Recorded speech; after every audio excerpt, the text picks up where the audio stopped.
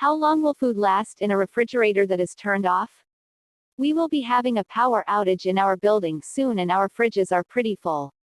The power will be off for about 10 hours. Will our food last safely during this time? Edited. I think 10 hours would be safe enough for most food. The first couple of hours the fridge will still be quite cold, and after that it takes more than a few hours for most food to spoil.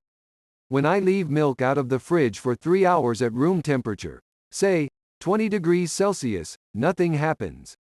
I do this often, and the temperature inside the fridge will never reach room temperature in those 10 hours. When it is really hot in summer, it might spoil after 2 hours outside the fridge, but otherwise it takes much longer. Cheese, food in jars, sauces, leftover cooked food.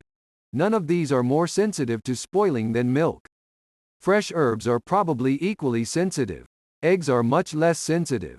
The most sensitive kinds of food I can think of are probably raw meat and raw fish without preservatives.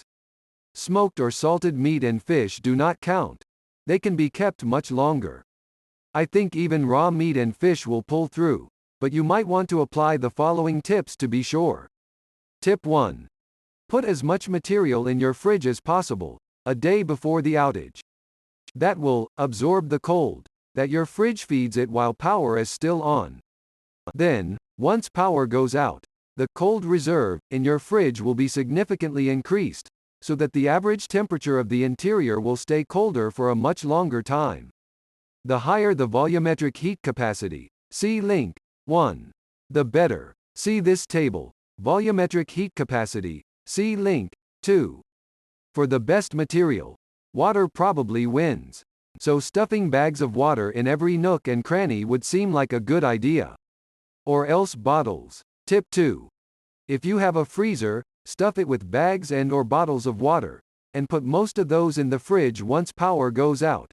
Swap with some of the bags, bottles that were in the fridge. The freezer will probably do better, because it has much better insulation than the fridge. And put the most sensitive foods in the freezer maybe a few hours after power goes out, or maybe later, lest they freeze after all.